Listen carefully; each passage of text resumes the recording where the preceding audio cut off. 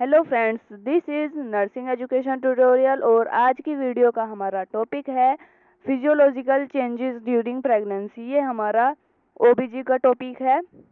इससे पहले मैंने फीमेल रिप्रोडक्टिव की वीडियो डाली थी, आप देख लेना, मैं उसको डिस्क्रिप्शन में दे दूँगी। इसमें हमारा सबसे पहले आता है introduction. During pregnancy there are anatomically and physiologically changes not only confirm to the genital organs but also to all systems of body. इसमें क्या होता है, प्रेगनेंसी के दौरान बहुत सारे एनाटॉमिकली और फिजियोलॉजिकली चेंजेस आते हैं हमारी बॉडीज में और जेनिटल ऑर्गन्स में। ठीक है, तो वो क्या है, प्रेगनेंसी के दौरान आते हैं, तो इसीलिए हमने उनको क्या बोला है, physiologically changes during pregnancy. Pregnancy के दौरान जेनिटल ऑर्गन्स जो होते हैं और उसके अलावा जो पूरी बॉडी के सिस्टम्स होते हैं उनमें चेंजेस आते हैं। नेक्स्ट है हमारा चेंजेस इन जेनिटल ऑर्गन्स। इसमें हमारा सबसे पहले आता है वल्वा, जो कि एक्सटर्नल जेनिटल ऑर्गन्स है। तो वल्वा में क्या होता है, यह है एडिमेटस और मोर वस्कुलर हो जाती है, यानी कि जो वल्वा है वो क्या हो जाती है, एडिमेटस और मोर वस्कुलर, यानी कि उसमें ब्लड सप्लाई ज़्यादा हो जाती है। नेक्स्ट हमारा लेबिया माइनोरा पिगमेंटेड व हाइपरट्रोफी हो जाती है। ठीक है, जो लेबिया माइनोरा है वो पिगमेंटेड और हाइपरट्रोफी हो जाती है। हाइपरट्रोफी यानी कि जो वल्वा का साइज है वो थोड़ा बड़ा हो जाता है, या लेबिया माइनोरा का साइज क्या हो जाता है, बड़ा हो जाता है। नेक्स्ट है हमारा वजाइना। वजाइना जो होती है, वजाइना वॉल्स में भी क्या हो जाती है, हाइपरट्रोफी और हाइपरप्लेजिया हो जाती है।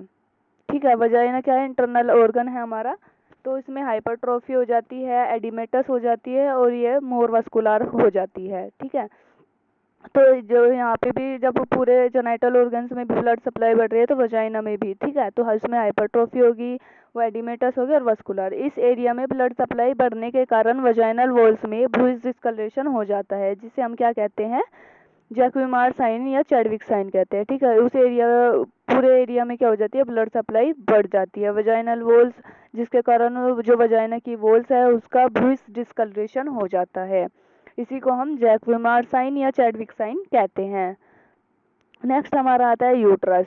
जो यूट्रस होता है, वो यूट्रस का वजन 900 से 1000 ग्राम हो जाता है तथा लेंथ इसकी 35 सेंटीमीटर हो जाती है। ठीक है, तो यूट्रस का नॉन प्रेग्नेंट स्टेट में हमारा जो वजन रहता है वो हमारा 50 से 60 ग्राम रहता है और प्रेगनेंसी के दौरान 900 से 1000 ग्राम हो जाता है तथा इसकी लेंथ 35 सेंटीमीटर हो जाती है।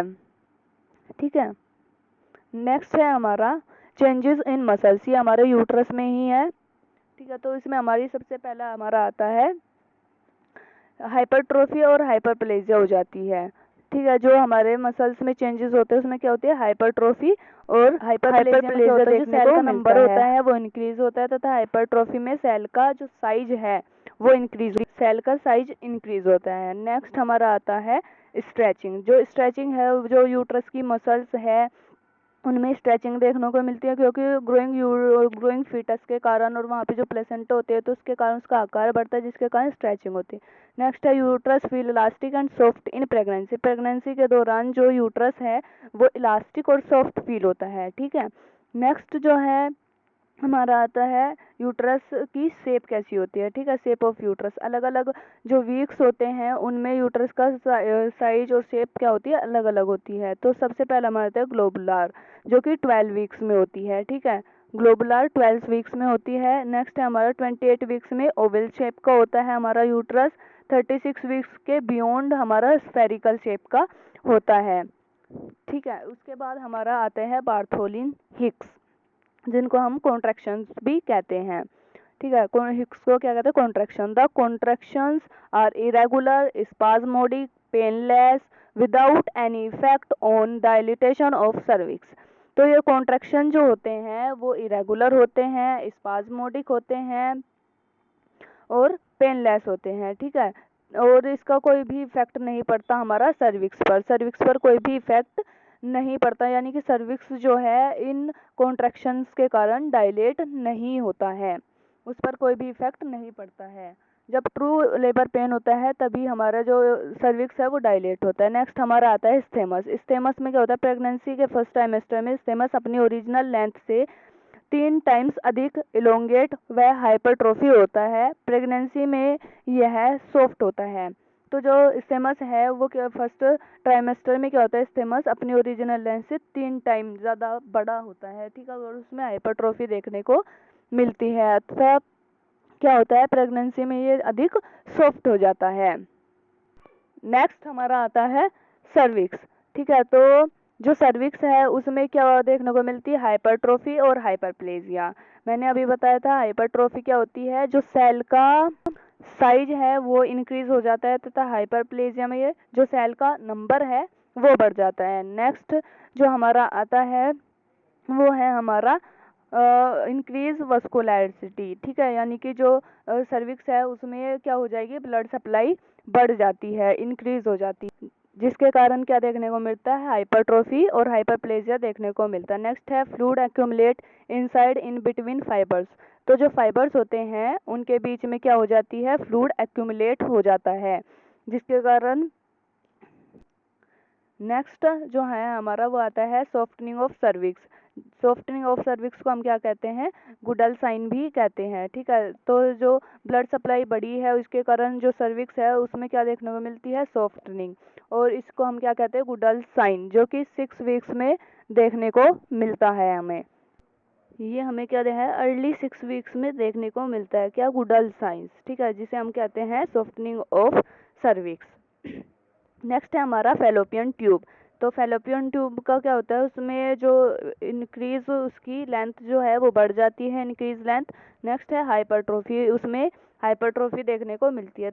नेक्स्ट हमारा आता है ओवेरी। तो ओवेरी में क्या होता है, persistent growth of corpus luteum and reach to its maximum at 8 weeks when it measures about 2.5 centimetre. तो जो ओवेरी जो कॉर्पस ल्यूटम है उसकी ग्रोथ लगातार होती रहती है, ठीक है, और अपने 8 वीक्स पर, ठीक है, मैक्सिमम 8 वीक्स तक ये क्या है, अपने जो परसिस्टेंट ग्रोथ हो रही है, ठीक है, 8 वीक्स तक ये अपनी पूरी ग्रोथ कर लेता है, जिसका मेजरमेंट कितना होता है, 2.5 सेंटीमीटर इसका मेजरमेंट होता है जब ये अपनी पूरी ग्रोथ पर पहुंच जाता है। Next estrogen and progesterone maintain decidua inhibit repairing of follicles.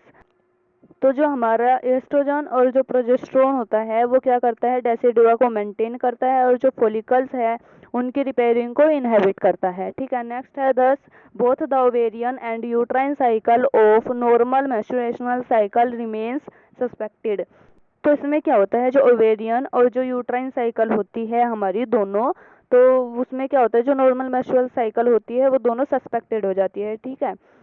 Next है हमारा ब्रेस्ट। तो जो ब्रेस्ट होती है, changes in breast are best evidence in primary gravida. तो जो प्राइमरी ग्रेविडा है, ठीक है, उसमें बेस्ट एविडेंस होती है ब्रेस्ट चेंजेस, यानी कि उसमें अच्छे से देखने को मिलते हैं। और जो मल्टीपैरा होती है जो कि पहले लैक्टेटेड कर चुकी है, ठीक है, तो उसमें जो ब्रेस्ट के चेंजेस होते हैं उसमें क्लियरली डिफाइन नहीं हो पाते हैं।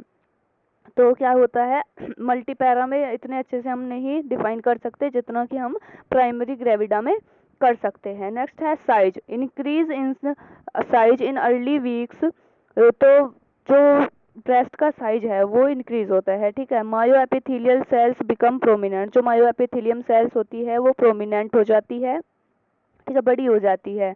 नेक्स्ट है vascularity is increase bluish veins running on breast under skin, ठीक है। तो जो वस्कुलरिटी बढ़ने के कारण जो स्किन के अंदर, जो ब्रेस्ट के पास जो स्किन पाई जाती है, ठीक है, तो वहाँ पर जो वेन्स है उनमें ब्लड सप्लाई बढ़ेगी, तो उसके कारण क्या होगी, वो ब्लूइश डिस्कलरेशन उनमें देखने को मिलता है। नेक्स्ट हमारा आता है निप्पल और एरियोला। तो जो निप्पल और एरियोला होते हैं वो क्या हो जाते हैं, इरेक्टाइल और डीपली पिगमेंटेड हो जाते हैं, ठीक है, और बड़े हो जाते हैं। नेक्स्ट है variable numbers of sebaceous glands with remains invisible in non pregnant state in areola and become hypertrophied with are called Montgomery tubules, ठीक है।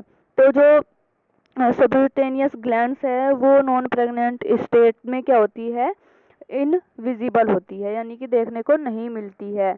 और प्रेगनेंसी के दौरान वो देखने को हमें मिलती है, जिसे हम क्या कहते हैं, वो उनमें हाइपरट्रॉफी देखने को मिलती है, तो उसी को हम क्या कहेंगे, मोंटेगोमेरी टिब्यूल्स कहेंगे। और ये सभी हमें कहाँ, निप्पल्स के चारों तरफ देखने को मिलते हैं। आज की वीडियो का हमारा टॉपिक था फिजियोलॉजिकल चेंजेस ड्यूरिंग प्रेगनेंसी। अगर आपको ये वीडियो अच्छी लगे तो प्लीज़ इस वीडियो को लाइक करें, शेयर करें और चैनल को सब्सक्राइब करें। Thank you for watching.